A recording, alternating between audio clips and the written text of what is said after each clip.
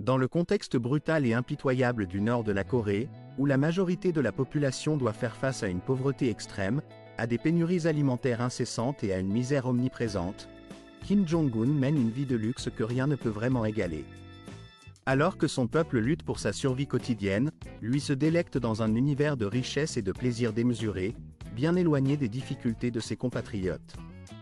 La rumeur circule selon laquelle il aurait constitué une équipe de divertissement composée de plus de 2000 femmes soigneusement sélectionnées, et qu'il possède une multitude de villas somptueuses disséminées à travers le pays, autant de refuges privés où il peut se retirer du quotidien imposé à ses citoyens.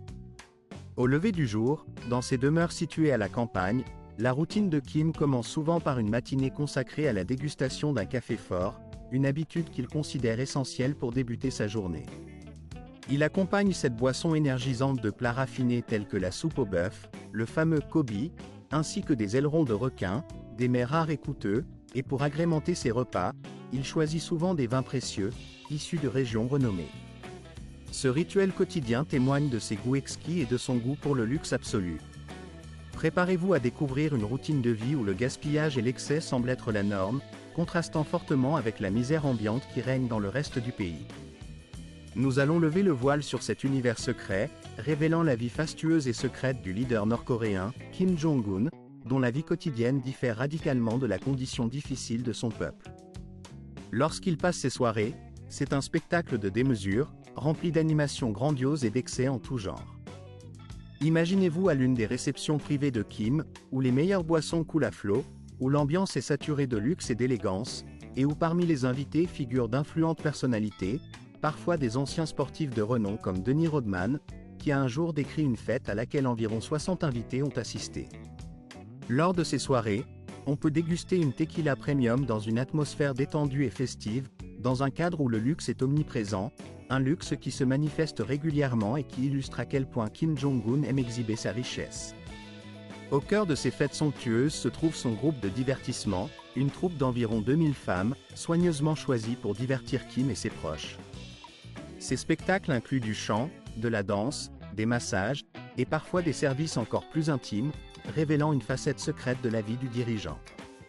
Malgré son image publique de famille attentionnée, il est largement spéculé que sa femme, Nina, n'apparaît que pour les apparences et que ses véritables relations et désirs restent enveloppés de mystère. Ce que l'on sait avec certitude, c'est que l'équipe de plaisir de Kim, ses secrets et ses désirs, sont inscrits dans le cadre d'un luxe extrême. En DVETISASI Cestnat, il a été rapporté que Kim aurait dépensé près de 4 millions de dollars pour l'achat d'articles de luxe destinés à son équipe de divertissement, une somme astronomique qui témoigne de l'importance qu'il accorde à ses plaisirs personnels. Les femmes sélectionnées doivent passer des examens médicaux rigoureux et répondre à des normes strictes, soulignant à quel point Kim cherche à créer un environnement parfait, à l'image de ses ambitions de puissance et de prestige.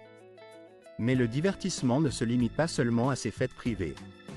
Kim Jong-un se retire souvent dans un espace personnel dédié au cinéma, une salle exclusive équipée de technologies de pointe, où il peut regarder des films hollywoodiens à succès, des dessins animés Disney, des productions de James Bond, ou même des séries télévisées sud-coréennes interdites dans le reste du monde. Ce cinéma privé n'est pas seulement un lieu de détente, il constitue également un centre de propagande, où Kim partage ses succès et ses réalisations avec ses proches collaborateurs. En août 2023, l'un de ses proches organisait un événement somptueux dans cette salle de cinéma, en l'honneur de la journée de la marine. La soirée réunissait des centaines d'officiers nord-coréens invités à visionner une vidéo combinant essais de missiles nucléaires, démonstration de puissance militaire, luxe et propagande politique. La soirée se termine à l'alimentation du leader nord-coréen, Kim Jong-un, n'est pas simplement une nécessité quotidienne pour sustenter son corps, mais constitue également une vitrine de son mode de vie opulent, un symbole de richesse et d'abondance qui reflète une culture de luxe et d'excès. Son petit déjeuner, par exemple, est une véritable démonstration de raffinement culinaire, un festin conçu pour impressionner et souligner son statut, bien loin des repas ordinaires. La sélection de ces délices commence par des viandes de première qualité, choisies avec soin pour leur finesse et leur saveur exceptionnelle. Parmi ces produits d'élite, on trouve du bacon croustillant, des saucisses gastronomiques aux arômes puissants, ainsi que des coupes de viande d'une qualité inégalée, telles que les steaks de jambon italien de Parme ou encore le légendaire Wagyu japonais. La viande de Kobe, en particulier, occupe une place privilégiée sur sa table. Cette viande fondante, d'un prix oscillant entre 200 et 500 $ la livre, incarne à lui seul tout le luxe associé à la gastronomie japonaise de haut niveau. Kim Jong-un aurait, depuis sa jeunesse, été profondément influencé par ce type de viande, dont il aurait été passionné dès ses premières années, nourrissant une véritable admiration pour la finesse et la richesse de ses produits d'exception. Son chef japonais de famille, Kenji Fujimoto Kujimota, qui a servi la famille Kim durant plus d'une décennie, se souvient avec nostalgie de cette époque. Il raconte que le jeune Kim Jong-un était un amateur de sushi, un plat qu'il dégustait chaque semaine avec un plaisir évident. Fujimoto explique que la relation de Kim avec cette cuisine raffinée remontait à son enfance, lorsque son père, Kim Jong-il, lui préparait régulièrement ses délices. La passion du jeune Kim pour les sushis était si grande qu'il ne manquait jamais une occasion d'en savourer, et cette habitude a perduré jusqu'à l'âge adulte. Le chef japonais confie que la famille Kim a toujours été friande de cette spécialité japonaise, qu'il considère comme un symbole de luxe et de sophistication. Cependant, cette consommation régulière de mets riches en calories a un coût. Elle a engendré des préoccupations constantes concernant la santé et le contrôle du poids du dirigeant. La gourmandise de Kim pour les produits riches en graisse et en saveur n'est pas sans conséquences, et ses problèmes de gestion du poids sont devenus un sujet de préoccupation publique. Parmi ses plaisirs culinaires favoris, figure aussi une obsession pour le fromage, une spécialité qui, dans ses préférences, se veut particulièrement riche et crémeuse. La variété qu'il préfère est connue pour sa texture onctueuse et ses saveurs intenses, ce qui témoigne de son goût pour les aliments de luxe, souvent associé à une certaine opulence. Son amour pour le fromage l'a conduit un jour à une crise de goutte grave, une affection douloureuse qui l'a contraint à réduire sa consommation et à interrompre momentanément ses discours publics, afin de se soigner. Pour satisfaire ses caprices gastronomiques, Kim a envoyé ses chefs en France, pays réputé pour la qualité et la diversité de ses fromages, afin qu'ils maîtrisent parfaitement l'art de leur fabrication. La production de fromage est devenue une véritable passion pour lui, illustrant son attachement à une alimentation luxueuse et raffinée, qu'il considère comme un symbole de son mode de vie fastueux. Son goût pour les belles choses ne se limite pas à la nourriture, mais s'étend aussi à tout ce qui touche à l'esthétique et à l'élégance, même si cette obsession peut, paradoxalement, nuire à sa santé. Pendant ses années d'études à l'étranger, Kim Jong-un a approfondi ses connaissances en cuisine internationale, ce qui a enrichi ses préférences culinaires. Fujimoto raconte que des plats tels que la soupe aux ailerons de requin sont devenus parmi ses préférés, appréciés à plusieurs reprises lors de réceptions somptueuses en Corée du Nord. Ces banquets, qui se distinguent par leur luxe indéniable, mettent en scène des spécialités rares et coûteuses importées du monde entier. Porc danois, caviar iranien, pastèques chinoises, tous ces produits étant achetés avec des millions de dollars chaque année pour satisfaire un goût raffiné.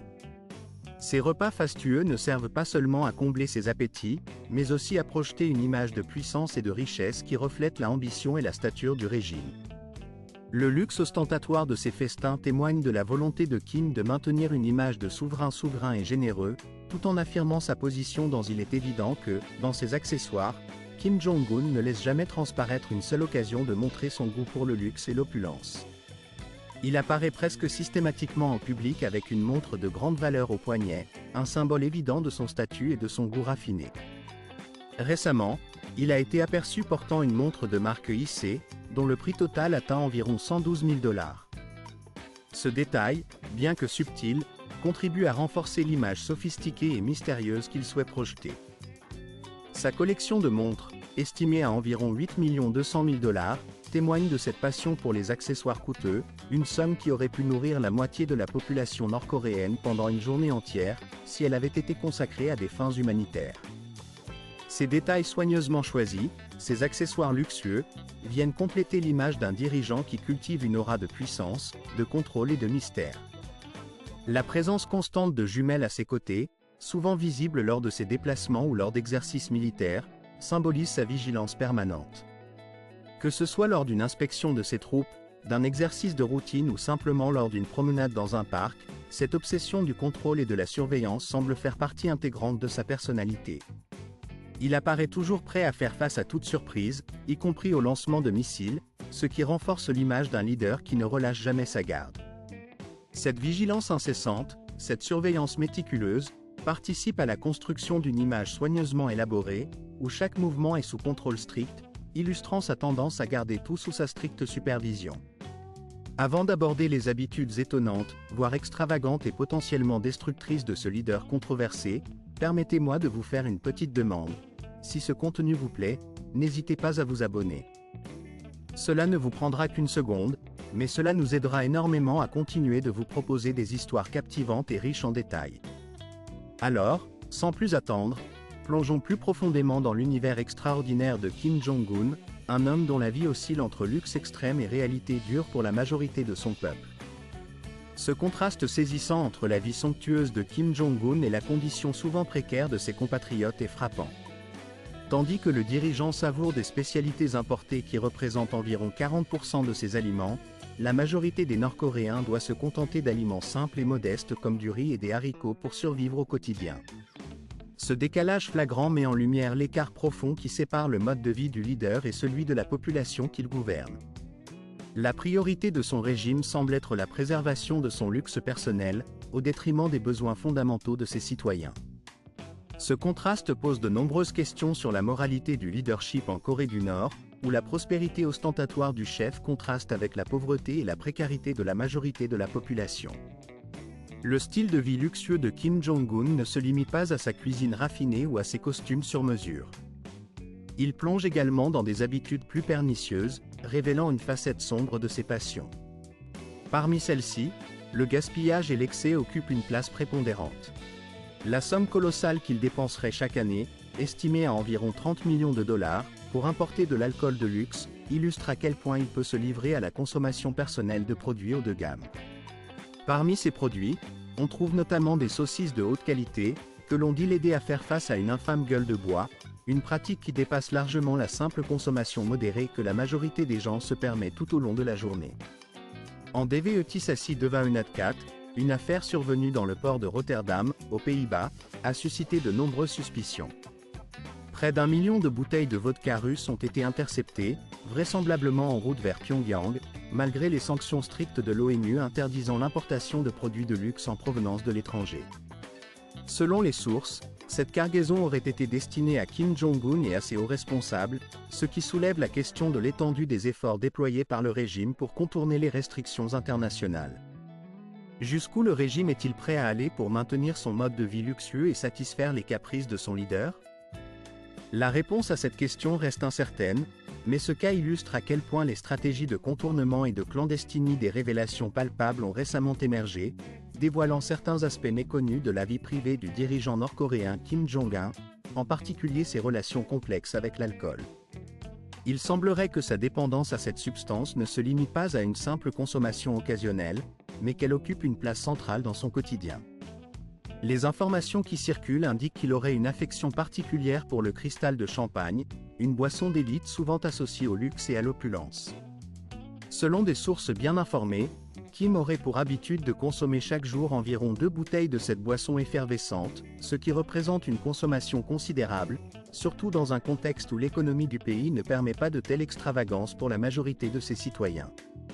De plus, il paraît que le dirigeant partage un goût prononcé pour le cognac Hennessy, une marque de prestige dont la consommation est souvent associée à un mode de vie sophistiqué. Fait intéressant, il semblerait que cette préférence ait été héritée de son défunt père, Kim Jong-il, connu également pour son amour du cognac, en particulier de la célèbre marque Hennessy. La dépense annuelle consacrée à cette boisson de luxe est estimée à environ 1 million de dollars, ce qui équivaut à un coût d'environ 630 $ pour chaque bouteille. Ce montant astronomique contraste fortement avec le revenu annuel moyen du peuple nord-coréen, qui vit dans une pauvreté persistante, soulignant ainsi un écart saisissant entre le mode de vie du leader et celui de ses citoyens. Mais la dépendance de Kim Jong-un à l'alcool ne se limite pas à ses seuls produits de luxe. Il a été rapporté à plusieurs reprises qu'il aurait été capable de boire jusqu'à 10 bouteilles de vin français en une seule nuit. Bien que de telles déclarations puissent paraître exagérées ou sensationnalistes, elles contribuent à peindre l'image d'un dirigeant dont la consommation d'alcool semble dépasser toute limite raisonnable. La consommation excessive de vin, notamment ceux issus de Bordeaux, qui varient en prix selon leur rareté et leur qualité, peut aller de quelques dizaines à plusieurs milliers de dollars la bouteille. Certains vins très rares peuvent atteindre des prix exorbitants, ce qui souligne encore davantage l'aspect ostentatoire de ses habitudes. Ce mode de vie marqué par une consommation démesurée d'alcool, combiné à une santé déjà fragile, représente une menace sérieuse pour sa longévité. En effet, une consommation excessive et régulière d'alcool peut entraîner de graves problèmes de santé, allant des maladies du foie à des troubles cardiovasculaires, en passant par une dégradation progressive de ses fonctions vitales. Malheureusement, Kim Jong-un est également connu pour son habitude de fumer, préférant des marques de cigarettes haut de gamme telles que Marlboro ou Dahl, ce qui ne fait qu'aggraver son état de santé. La question se pose alors, comment cette réalité est-elle perçue par ses proches et par l'entourage officiel ? La contradiction est flagrante, car malgré l'interdiction officielle de fumer en vigueur en Corée du Nord, il est souvent photographié en train de s'adonner à cette habitude, même lors d'inspections officielles ou de réunions d'État. Cela met en évidence une image publique qui contraste fortement avec ses comportements privés, renforçant ainsi l'idée d'une dépendance à la nicotine qui semble s'être enracinée dans sa vie quotidienne. La vie de Kim Jong-un est également marquée par ses problèmes de santé, qui semblent s'aggraver au fil du temps. Il organise fréquemment des soirées et des réunions, que certains analystes considèrent comme des stratégies pour renforcer sa position et montrer son implication dans la gestion du pays. Cependant, ces soirées sont souvent accompagnées d'un excès de nourriture et de boissons, alimentant un cercle vicieux où l'alcool et la nourriture deviennent des moyens de faire face aux tensions et au stress liés à son rôle de dirigeant. Ce mode de vie excessif contribue à alimenter ses insomnies, car il aurait du mal à s'endormir sans recourir à de fortes doses d'alcool, créant ainsi une dépendance qui pourrait avoir des conséquences fatales. Les rumeurs évoquent également que Kim Jong-un pourrait être à la fois victime de sa propre addiction et cible de tentatives d'assassinat, dans un contexte politique extrêmement instable et dangereux. À mesure que l'on approfondit la connaissance de ses habitudes douteuses, il devient évident que son mode de vie extravagant et malsain contraste de manière saisissante avec les conditions difficiles dans lesquelles survivent la majorité de la population nord-coréenne. La disparité entre la vie de leur leader et celle de ses citoyens ne fait qu'accentuer l'écart et souligner là. Que pensez-vous de tel excès ? N'hésitez pas à partager votre opinion dans les commentaires. Kim Jin-in, une figure dont la vie contraste profondément avec la simplicité que l'on pourrait attendre, commence sa journée d'une manière pour le moins inhabituelle pour une personne de son rang. Au lieu de se contenter d'une tasse de café ordinaire, il débute ses matins avec une boisson d'une rareté exceptionnelle, dont le prix est stupéfiant, environ 500 $ la livre. Ce café précieux, importé du Brésil, ne symbolise pas seulement la richesse considérable du leader, mais aussi une différence choquante avec la pauvreté généralisée qui sévit dans son pays, la Corée du Nord. Pour l'année 2024, il a été rapporté que des millions de dollars ont été dépensés pour cette boisson exclusive, ce qui met en lumière l'écart abyssal entre le luxe inégalé de Kim et les difficultés quotidiennes de la majorité de ses concitoyens. Après avoir dégusté cette caféine précieuse, Kim commence ses petits déjeuners en se comportant comme un véritable roi, un luxe que peu de Nord-Coréens peuvent se permettre. En effet, près de la moitié de la population souffre de la faim, et leur premier repas du matin se limite souvent à des aliments simples, voire rudimentaires, qui ne permettent pas d'échapper à la pauvreté. En contraste, le petit déjeuner de Kim consiste en des plats somptueux, souvent composés de produits importés d'élite, tels que des fromages français raffinés ou des viandes de bœuf marbrées, dont le prix peut atteindre plusieurs milliers de dollars. Ce repas opulent illustre à la fois sa richesse inaccessible, mais aussi le profond fossé qui existe entre la vie de ce leader et la réalité de ses citoyens. Que pensez-vous d'une telle extravagance dans un contexte marqué par la pauvreté généralisée ? Vos réflexions sont précieuses, alors n'hésitez pas à les partager dans les commentaires ci-dessous. Par ailleurs, Kim Jong-un manifeste une passion non dissimulée pour les voitures de luxe, un intérêt qui se traduit par une collection impressionnante de véhicules haut de gamme. Son goût pour l'élégance et la sophistication s'est développé lors de ses études en Suisse, où il a rencontré certaines des marques automobiles les plus prestigieuses au monde. Sa collection comprend notamment des modèles blindés emblématiques de Mercedes-Benz et de Rolls-Royce, tels que la légendaire Phantom, symbole ultime de luxe et de raffinement, conçu pour refléter un mode de vie extravagant. Parmi ces véhicules, une Mercedes-Benz Pullman S600 occupe une place de choix. Cette voiture, d'une valeur approximative d'1 million de dollars, est une berline blindée qui a été utilisée lors d'événements majeurs, comme la rencontre historique entre les États-Unis et la Corée du Nord à Singapour. Son corps renforcé, doté de plaques d'acier et d'un plancher blindé capable de résister à des explosions, ainsi que ses fenêtres multicouches épaisses, offre une protection supplémentaire contre toute menace potentielle. Le moteur puissant, un V12 développant environ 517 chevaux, témoigne de la capacité de cette voiture à allier sécurité et performance. En plus de cette Mercedes exceptionnelle, Kim possède une collection privée comprenant également des véhicules de luxe tels que la Rolls-Royce Phantom à empattement allongé, une édition limitée créée sur mesure pour répondre à ses goûts personnels. Lors de ses rencontres officielles, il a souvent utilisé cette voiture lors de visites importantes, notamment lors de la réception du secrétaire d'État américain, Mike Pompeo, en 2018. Sa collection ne se limite pas aux marques allemandes et britanniques, il possède aussi des voitures telles que l'Audi R8 et l'A8, dont la valeur totale estimée avoisine les 100 millions de dollars. Ces véhicules reflètent non seulement une obsession pour le luxe, mais aussi une volonté d'afficher un mode de vie ostentatoire, en contraste frappant avec la vie quotidienne de ses compatriotes. Quant à ses aventures en mer, elles ne sont pas en reste. Kim Jong-un voyage avec style à bord de son yacht de luxe, dont la valeur approche les 7 millions de dollars. Ce navire, mesurant environ 30 mètres de long, symbolise une nouvelle dimension de son goût pour l'extravagance, mêlant opulence et pouvoir. Naviguant dans les eaux, il montre au monde entier une image d'un dirigeant qui, loin de l'image austère généralement associée à son pays, préfère s'entourer de confort et de luxe, même dans ses escapades maritimes. Que pensez-vous de telle extravagance d'un leader dont la population lutte pour survivre?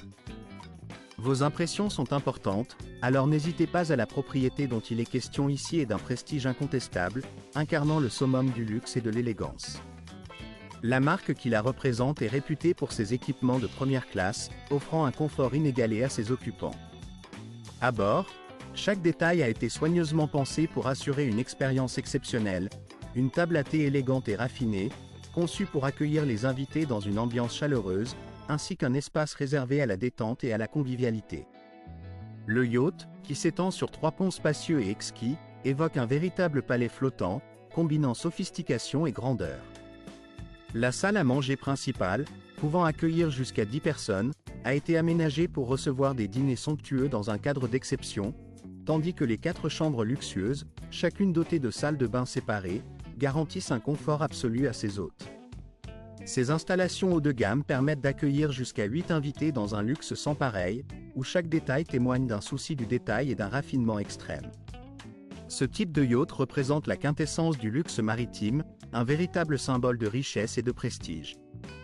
Lorsqu'on parle de ce genre de vaisseau, on pense immédiatement à une flotte impressionnante de yachts de grande taille, souvent amarrés dans des ports exclusifs. Ces navires, véritables œuvres d'art flottantes, sont souvent la propriété d'individus parmi les plus riches et influents de la planète. Leur présence sur l'eau évoque un monde à part, où la opulence règne en maître, rivalisant avec les plus grands palais terrestres. La scène contraste fortement avec la réalité quotidienne de milliards de personnes dans le monde, y compris en Corée du Nord, où une part significative de la population doit faire face à une pauvreté extrême.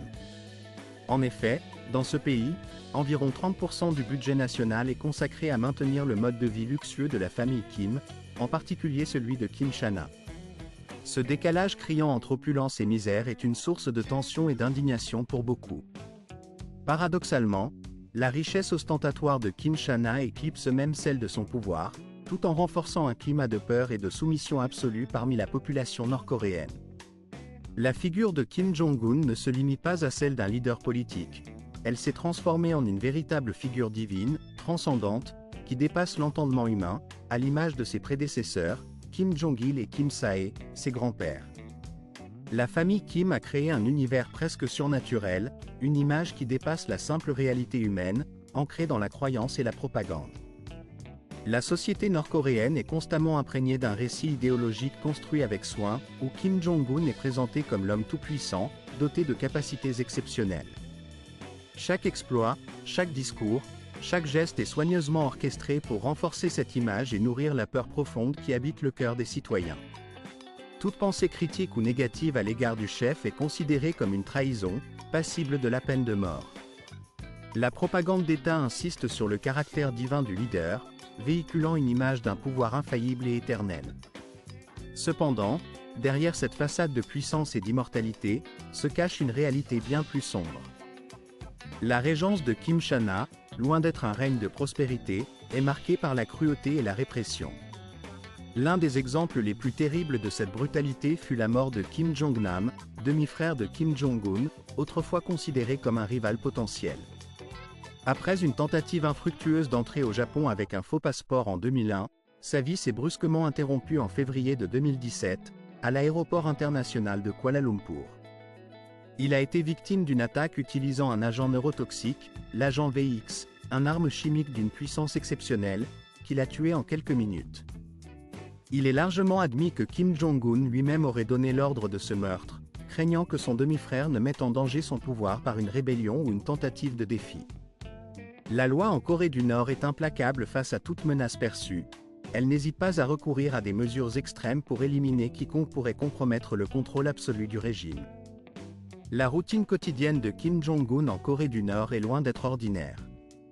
Après un somptueux petit déjeuner, les menaces potentielles contre la vie de Kim Jong-un semblent souvent exagérées, voire largement amplifiées, alors qu'en réalité, la vie quotidienne de son peuple demeure largement ignorée par la majorité des observateurs.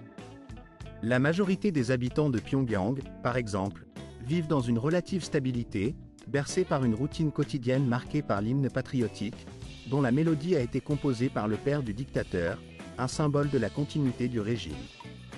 Kim Jong-un, quant à lui, passe ses journées dans un luxe opulent et ostentatoire, entouré de tout le confort imaginable, dans une résidence qui rivalise de magnificence avec les palais royaux anciens. Cette résidence, appelée le manoir Kinin, un somptueux édifice érigé au XIXe siècle, constitue le cœur de son monde privé. Il y réside avec sa femme, Ri Sol-ju, et leurs enfants, dans un cadre qui semble tout droit sorti d'un conte de fées, mais dont la splendeur n'est pas simplement décorative. Le domaine, véritable forteresse de luxe, comprend un cinéma conçu pour accueillir jusqu'à 1000 personnes, des salles spacieuses pour ses loisirs, une piscine équipée d'un toboggan aquatique, ainsi qu'une piste de course pour les activités sportives. À cela s'ajoutent des manèges pour divertir la famille, des écuries où sont hébergés des chevaux de prestige, et même des stands de tir pour la pratique du tir sportif. Le système de transport de Kim Jong-un n'est pas en reste. Un métro privé, séparé du réseau public, lui assure une mobilité discrète et sécurisée. La sécurité de son complexe est renforcée par un centre de commandement élaboré, conçu pour faire face à toute éventualité militaire. Ce centre, construit en fer et en béton, est recouvert de plomb afin de résister à toute attaque, qu'elle soit aérienne ou terrestre. Il est entouré de clôtures électriques, de champs de mines, et de nombreux points de contrôle, assurant une surveillance constante et une protection maximale contre toute intrusion extérieure. Le goût pour le luxe de Kim Jong-un ne se limite pas à sa résidence principale. Il possède également plusieurs dizaines de villas somptueuses disséminées à travers le pays. Certaines de ses propriétés sont si secrètes que même des images satellites n'en révèlent pas l'existence exacte, renforçant l'aura de mystère qui entoure ses possessions. Les dernières découvertes indiquent qu'il continue d'étendre son patrimoine immobilier, avec de nouvelles résidences en cours de construction dans des complexes hautement protégés, notamment dans la zone de Chanbin, à proximité des bureaux du gouvernement. Il est également rapporté que Kim Jong-un possède environ une station de luxe à travers le pays, chaque établissement servant de centre stratégique de gestion et d'opérations militaires.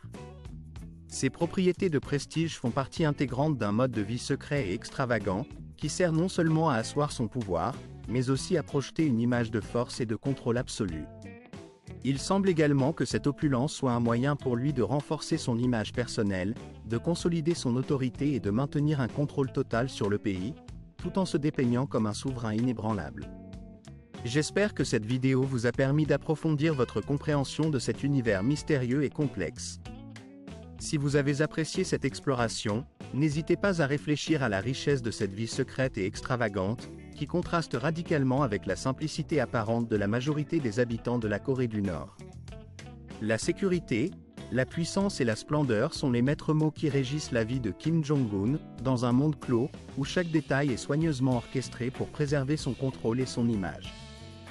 Je vous invite à continuer cette aventure en visionnant la prochaine vidéo qui s'affichera à l'écran, car elle vous offrira sans doute de nouvelles révélations passionnantes. N'oubliez pas de laisser vos commentaires pour nous indiquer quel pays ou quelle région vous souhaitez voir explorer ensuite, afin que nous puissions préparer de futures analyses et documentaires.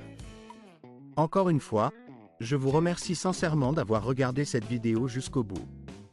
Restez curieux, Continuez à chercher la vérité, et je vous dis à très bientôt pour une nouvelle exploration. Au revoir et à la prochaine.